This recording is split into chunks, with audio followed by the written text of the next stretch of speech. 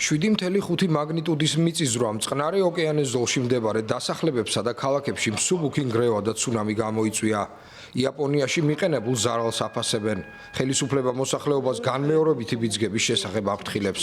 ხანძარსაწინააღმდეგო და კატასტროფის მართვის სააგენტოს ინფორმაციით დაშავებულია 33 მოქალაქე, რომელთა შორის ერთი მძიმე მდგომარეობაშია. იაპონიის საზოგადოებრივი მაუწყებლის ცნობით მოქალაქეების უმეტესობა ჩამოცვენილი საგნების შედეგად დაშავდა. 7.5 მაგნიტუდის მიწისძვრა 8 დეკემბერს დაახლოებით 23 საათსა და 15 წუთზე წყნარ ოკეანეში იაპონიის მთავარი კუნძულის ჰონსიუს ჩრდილოეთით მდებარე აომორის სანაპიროდან დაახლოებით 80 კილომეტრში მოხდა. იაპონიის მეტეოროლოგიური სააგენტოს ცნობით 70 სანტიმეტრამდე სიმაღლის ცუნამი იყო ივატეს პრეფექტურის კუძის პორტში.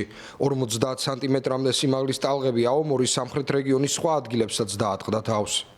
სააგენტოში აცხადებენ, რომ ტალღებმა ხამანწკების რამდენიმე ტივტივა დააზიანა, თუმცა 9 დეკემბერს უკვე მოიხსნა ცუნამთან დაკავშირებული გაფრთხილებები.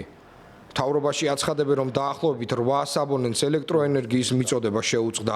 მიწისძვრით დაზარალებულ რეგიონში შეფერხდა ჩქაროსნული მატარებლების მოძრაობა. რკინიგზის ოპერატორ კომპანიაში აცხადებენ, რომ გარკვეულ მიმართულებებზე მოძრაობა უკვე 9 დეკემბერს საღამოს საათებში აღდგა.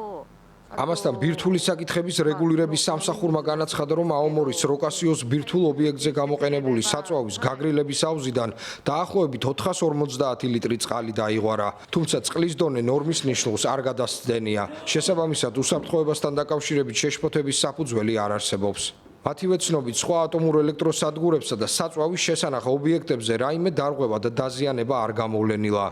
იაპონიის მეტეოროლოგიური სააგენტო მოსახლეობას მომდევნო დღეებში განმეორებითი ბიძგებისა და შიბიდან ჰოკაიდომდე შესაძლო ცუნამის საფრთხის შესახებ აფრთხილებს.